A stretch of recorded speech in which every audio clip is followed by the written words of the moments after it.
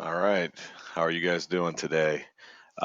We just finished the chapter 3 test, and we will be talking about that test more tomorrow. But I thought today we would go ahead and move forward, and we're going to start chapter 4 today.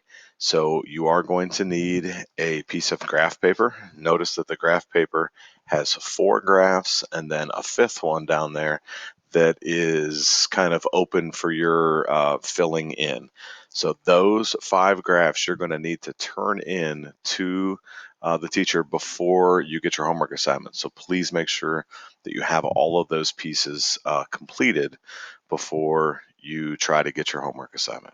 All right. Chapter 4, we're going to go ahead and start that today, is all about equations of linear functions.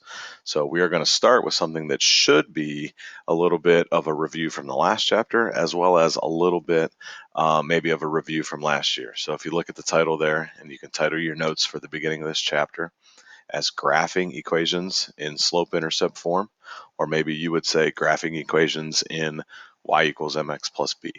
All right. So a couple things we're going to take a look at here today. One, if we're not 100% certain what is slope-intercept form, okay, can I write an equation and then can I graph it? And we'll look at a different couple types of graphing equations, maybe some that are solved for y, some that aren't solved for y. We'll look at a multiple choice kind of standard practice item, and then we'll look at a real world one. And that's where you're going to put that fifth graph down there, the one that's kind of open ended on your paper. It's going to be about heart rate versus your age. All right. So our 2 goals for today: 1, can I write and graph a linear equation in y equals mx plus b? All right. So remember, when we're seeing this phrase slope-intercept here, we're really thinking, can I write this in y equals mx plus b? All right. And then secondly, can I model that real world data? And that's going to be dealing with the age and heart rate. All right. The older we get, unfortunately, the lower our max heart rate has to be for us old timers. All right. All right. If we move forward here, okay. So here is kind of a graphic of slope-intercept form. I think a lot of you guys have a good understanding of this. All right, obviously there in green, we see our slope. We've talked a lot about our slope in the last chapter. Remember, we could define that as the change in our y values over the change in our x values, or we could think about it as the phrase rise over run. And then secondly, that b value is our y-intercept, the place on the graph where it crosses the y-axis. I think it's important for us here to remember that this y-intercept here is really an ordered pair, while our slope is simply a pattern that we must follow. So thinking about that, we're going to have to first graph that ordered pair, and then second, we can continue the pattern or the slope of the line. We can't start with the slope. We don't know where it would begin. We just know what it would be doing each time. So we have to start with that ordered pair. And that ordered pair will be some 0, y value. And in this particular case, for us, that y value happens to be a 6. So over here on our graph, that would be represented by a positive 6. Okay. All right. So if we take a look at this here, simply asking first, can I write an equation? So that would be the first thing that I would ask you. Can you take this equation? What's m? What's b? All right. So as we look at that up there, right, we see that this is the slope-intercept form of a line with a 1/4 slope and a y-intercept of -1. So hopefully, just like you saw in your Kahoot review the other day, we're quickly writing that as y is equal to 1/4 x minus 1. Now, can I graph that? Remember, I have 2 pieces of information. Okay, there's my slope. There's my y-intercept. Which one do I start with? Okay, so if you haven't done so, pause your video real quick, plot it, then pop back in and make sure that what you graph matches what I'm about to graph. All right, so y-intercept at -1. Okay, that's going to be my starting spot. And my slope is 1/4. So up 1 and to the right 1, 2, 3, 4. Up 1, 1, 2, 3, 4. Or from my y-intercept, I could, if I wanted to, or if I needed the space, I could go down and I could go to the left 4. right? Because 2 negative moves is the same as 2 positive moves. And then if I cheat and take my straight line tool, I would get my line to go through there. Now, just like when I graph something in standard form, obviously I only need 2 values in order to make that true, but I can continue this pattern of slope for as long as I would like. So this should be graph number 1 on your paper. All right, so graph number 2. Okay, again, I'm going to ask you to pause your video here, but 2 things you should be thinking about here. Number 1 is which of these 4 choices is the correct choice, and then secondly, what's the graph? All right, so we've got a slope of 4 and a y-intercept of 3. So slope of 4 can't be this one, and it also has a y-intercept value of positive 3. This doesn't have a y-intercept. That has a y-intercept of negative 3, so it's got to be choice B. And you should already have a graph to this on your paper, starting at a y-intercept of 3. Now here, your slope, we'll think of it as 4 over 1, so that we keep our rise and run. 4, 1, 2, 3, 4, and over 1. Notice that this line is much steeper than our last line. The last one was 1/4, so it was very flat. This one, the further it gets, or the bigger it gets, the steeper it gets. Now I can't go up 1, 2, 3, 4 anymore, but I could from the y-intercept go down 1, 2, 3, 4, but I got to go to the left. Okay, so again, oops, bad line. Try again. See, should have used the tool. Okay, so there we go, and there's my line for number 2. All right, number 3. Go ahead and graph that one on your paper. Okay, starting at a -8. So again, if you haven't, pause your video. Okay, 1, 2, 3, 4, 5, 6, 7, 8, all the way down there at 8. And a slope of 2/3. So I am up 2 and to the right, 1, 2, 3, up 2, 1, 2, 3. Okay, so my line is anywhere along that path. Now, just for the sake of thinking, we'll leave it on this same graph here so we don't run out of space. What if my graph looked like this? Y was equal to -4x plus 2, let's say.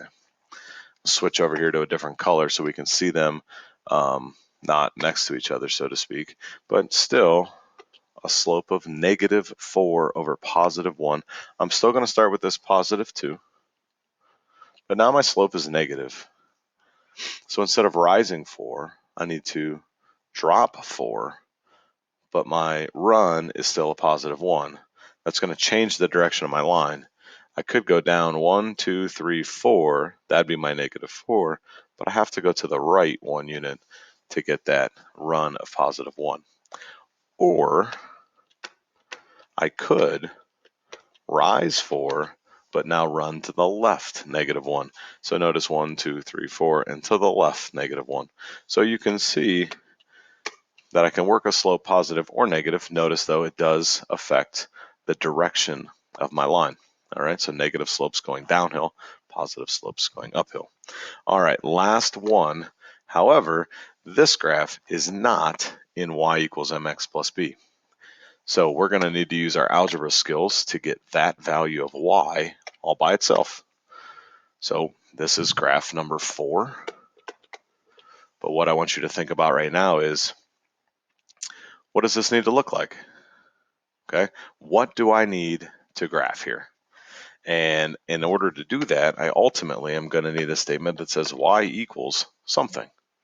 All right, so if I want to solve this, the first thing I should move would be the 5x. Okay, those 5x's cancel each other out, and I'd be left with a statement that says 4y is equal to, now you could write 8 minus 5x. You can't do 8 minus 5x, they're not like terms.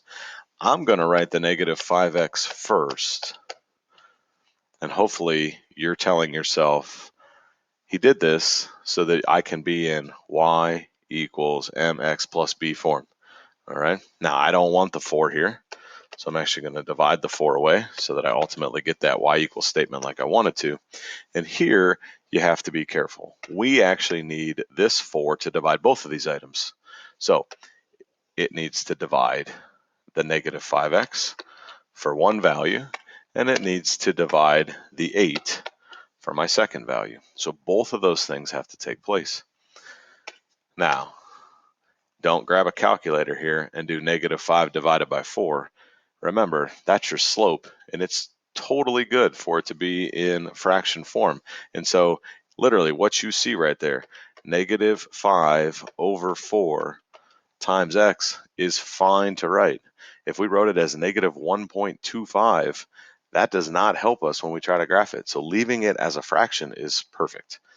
Secondly, in the green circle here, we have 8 divided by 4. We can simply write that as a 2. So remember, that's my y-intercept. Totally okay for that to be a value of 2. So graphically speaking, I have a positive 2 right there. And I have a slope of negative 5, so that would be down 1, 2, 3, 4, 5. But the positive 4 would be a run 1, 2, 3, 4. I should see my line coming in a downhill direction because my slope is negative. Or I could have flipped the negative to the 4, and that would have told me to go up 1, 2, 3, 4, 5, and to the left 1, 2, 3, 4. So again, anything along that path will give you your line for this equation. All right, so remember, in order to do that, in order to get y by itself, I needed to move the 5x to the other side. Then I needed to divide both sides by 4. But as you can see by the red circle and the green circle, the red circle essentially is what became my slope. The green circle is what became my y-intercept. All right.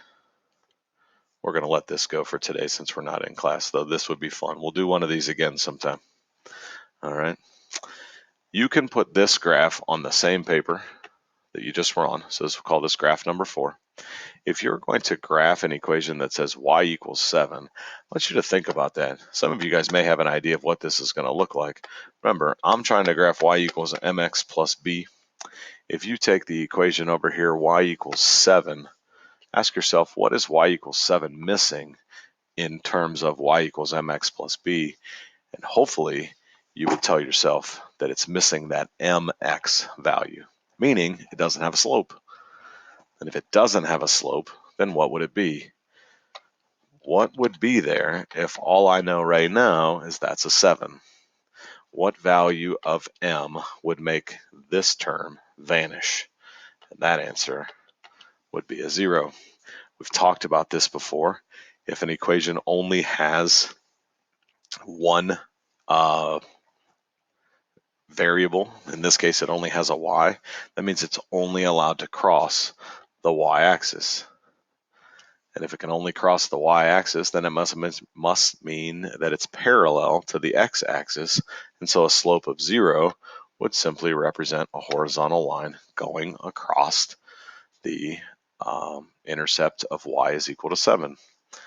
Conversely, if I only had a value of x equals negative 4, let's say, that was my equation, right? No y value means no touching the y-axis, so x is equal to negative 4 would have to be some type of vertical line.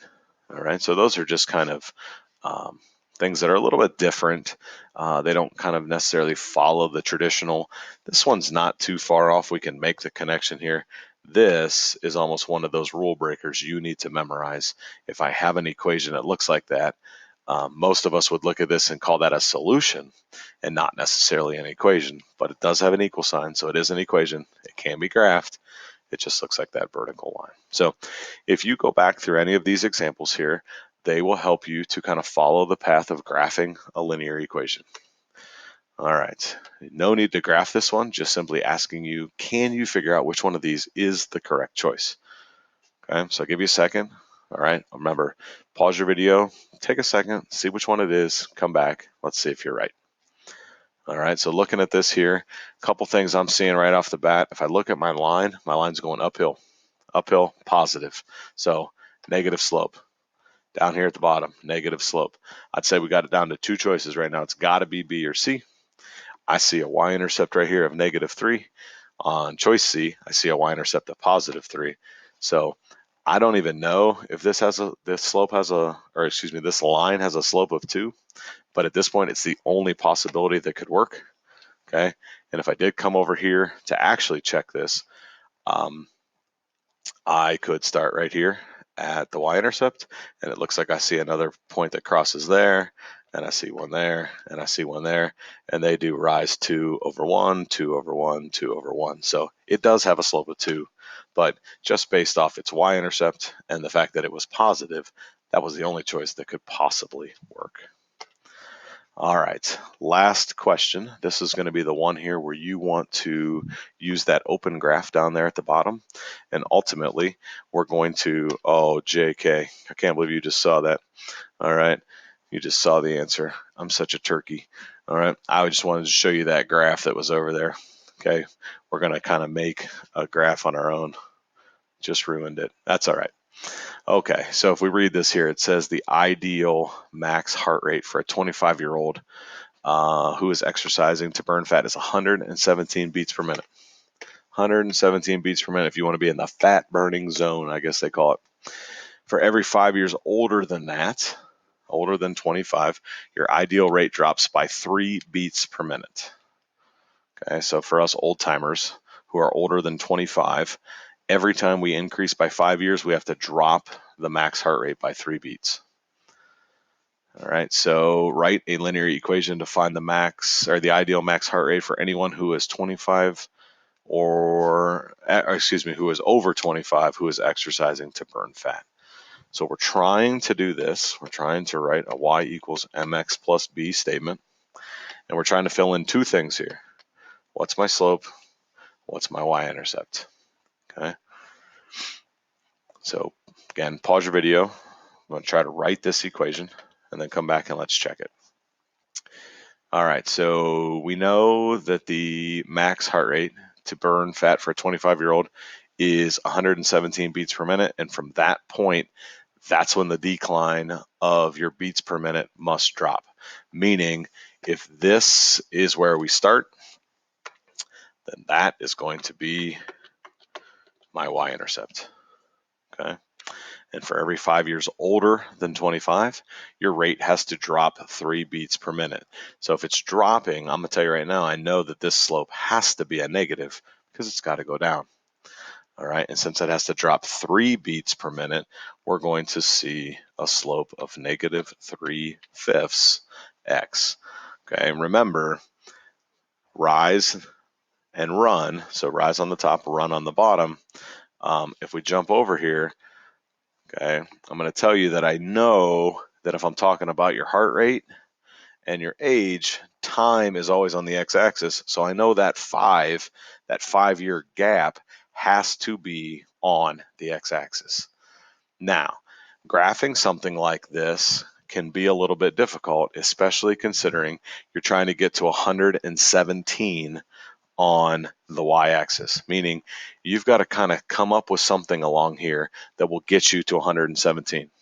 Now, I know you could go ahead and zoom this video forward and figure out what scale I counted by, but I want you to try something, and then I'm going to show you a little trick that maybe will be helpful in this situation. And it does not include putting a break in. So if you're thinking about putting a break in your graph, we're going to leave that out for today. All right, pause it, write a scale, figure something out, okay, and then come back and check it. And if you're not right, it's okay. Use your eraser, take it off, change it.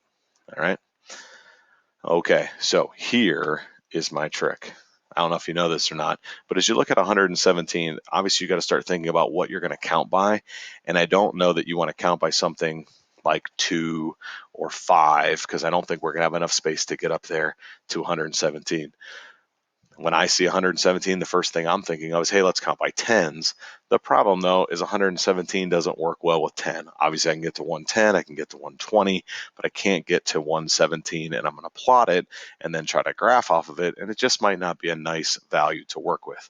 So here's my trick. If you know your divisibility rules, you will know that 117 can be divided by 9 because 7 plus 1 plus 1 equals 9, and you can do 100. You can do 9 divided by 9, which is just those values, 1 plus 7. Since that is equal to 9, you can do 9 divided by 9. All right, it means you can do 117 divided by 9. If you don't believe me, check it. 117 divided by 9, get an answer of 13. So what I'm saying to you is maybe I ought to count here by 9s. Okay, so as I'm thinking about that vertical scale, maybe I start counting by 9s. So obviously the first one is 9. The next one would be 18. After 18 would be 27. And then 27 plus 9 would be 36. I'm going to leave that one go. 36 plus 9. That one up here would be 45. Right? At this point, I'm just at 9 times 5. The next one would be 9 times 6, which I'm going to go 9 times 7. So the next one would be 63. 9 times 8. 9 times 9 would be 81. 9 times 10, so there's 90. 9 times 11, 99. 9 times 12, I don't know. What's 9 times 12? I should know that. 108. And then the next one would be 9 times 13, which comes out to be 117. And lo and behold, there I am at the 117 that I needed, and I don't have this crazy interval. So little trick there, divisibility rules by 9. Add up the digits. If you get something when you add them up that's divisible by 9, that number is guaranteed to be divisible by 9. Down here along the age, okay, I'm going to count by 5s. So that would be 10, 20, 30, 40. That would be 50, 60, 70, and 80. All right. And now it just comes down to graphing. And obviously we have a y-intercept of 117.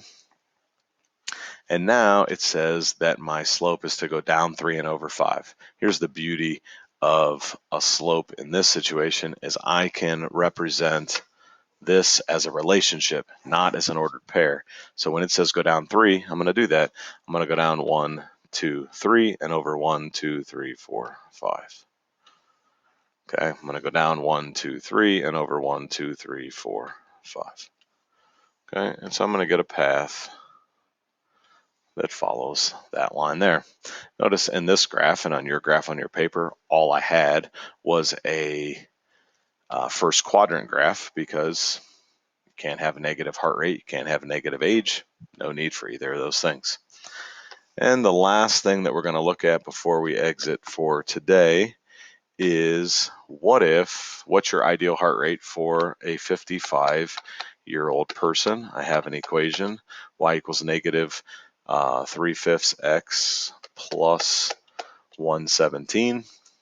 And so I'm going to take that age of 55, I'm going to put it in there for my value of x.